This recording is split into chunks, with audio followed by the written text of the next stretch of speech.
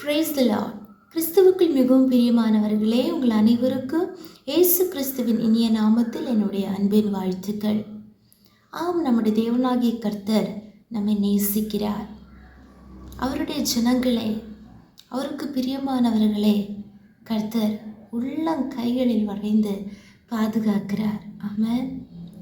ஒவ்வொரு நாளும் நாம் பிழைக்கத்தக்கதாக, ஆமென், ஸ்தோத்திரம், நாம் உயிர் பெறத்தக்கதான வார்த்தைகளை கர்த்தர் தந்து நம்மை நடத்தி வருகிறார்.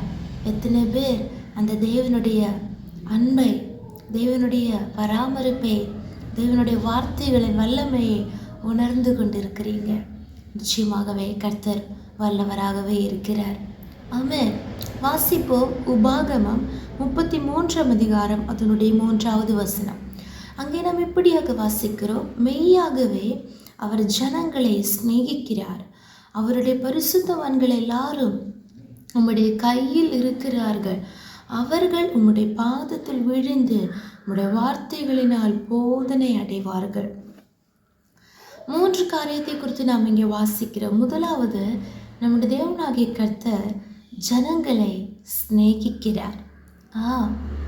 இயேசுவை போல நம்மை நேசிக்க, பிதாவாகிய தேவனை போல நம்மிடத்தில் அன்பு பாராட்ட இந்த உலகத்தில் யாருமே இல்லை.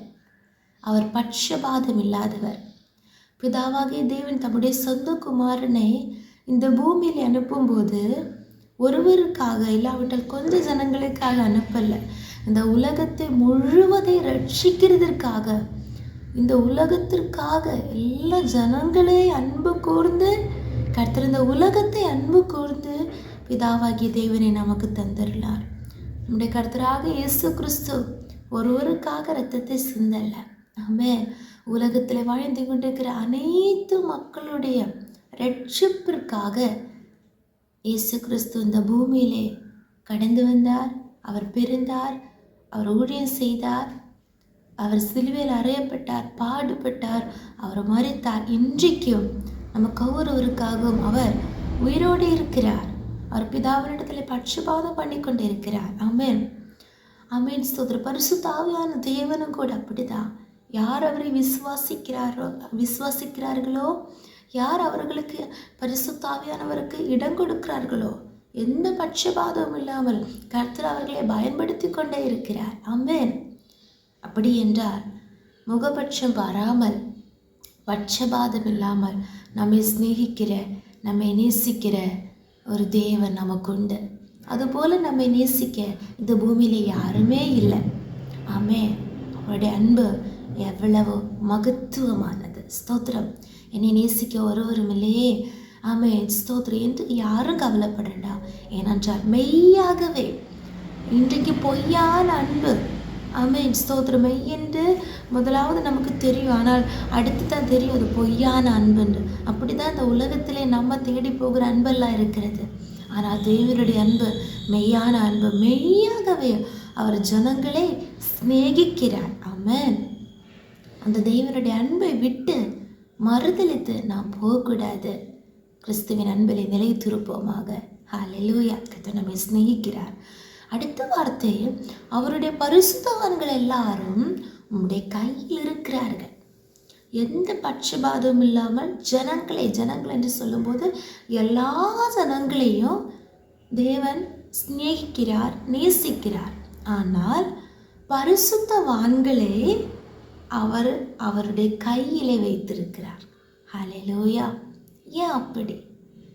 கர்த்தர் எல்லாரையும் நேசிக்கிறார். பரிசுத்தவான்கள் என்று சொல்லும்போது அடுத்த வார்த்தை நாம் வாசிக்கிறோம்: அவர்கள் உம்முடைய பாதத்தில் விழுந்து உம்முடைய வார்த்தைகளினால் போதனை அடைகிறார்கள்.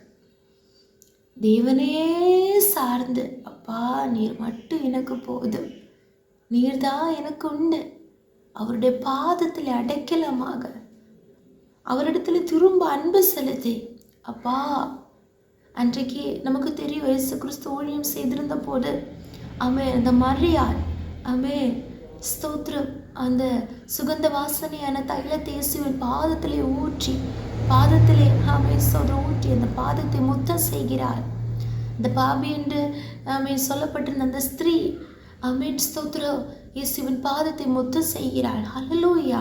அவ்வளவு அன்பு செலுத்துறாங்க. அதுபோல தேவன் நம்ம எல்லாரையும் சிநேகிக்கிறார். ஆனால் திரும்ப நம்ம யாரெல்லாம் அவரிடத்தில் அன்பு செலுத்துகிறார்களோ, பரிசுத்தமாக வாழ்கிறார்களோ, அவருடைய பாதத்தில் விழுந்து அவருடைய வார்த்தையினால், தேவனுடைய வார்த்தைகளினால் போதனை அடைகிறார்களோ, அவர்களை கர்த்தர் தம்முடைய கைகளிலே வைத்திருக்கிறார். ஹல்லேலூயா.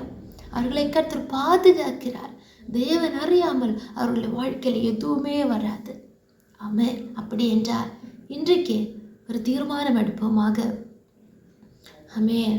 எனக்கு அவருடைய பாதம் மட்டும் போதும். ஹல்லேலூயா. ஆமென். ஸ்தோத்திரம். அவருடைய வார்த்தை எனக்கு ஒவ்வொரு நாளும் வேண்டும். மனுஷனுடைய வார்த்தைகள் நமக்கு முதலாவது நமக்கு இன்பத்தை தரும். நம்மை நேசிக்கிற வார்த்தைகளாக இருக்கும்.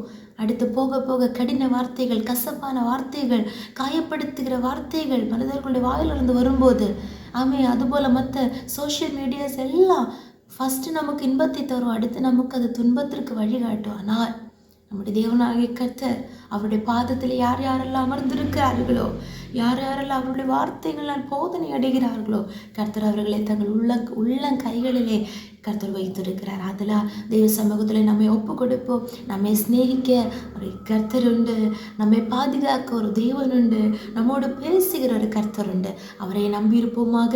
கர்த்தர் இந்த நாளில் இந்த வசனத்தின்படி நம்ம ஒவ்வொருவரையும் ஆசீர்வதிப்பாராக. ஜெபிப்போம். ஏசப்பா ஸ்தோத்திர ராஜா, எங்களை அளவில்லாமல் நேசித்து வழிநடத்துகிற எங்கள் அன்பின் பரலோக பிதாவே, ஆசீர்வதிக்கப்பட்டதான் இந்த கால வேளைக்காக நாங்களுமே துதிக்கிறோம், ஸ்தோத்திரிக்கிறோம். ஆமாண்டவரே, நீர் எங்களை சிநேகிக்கிறவர்.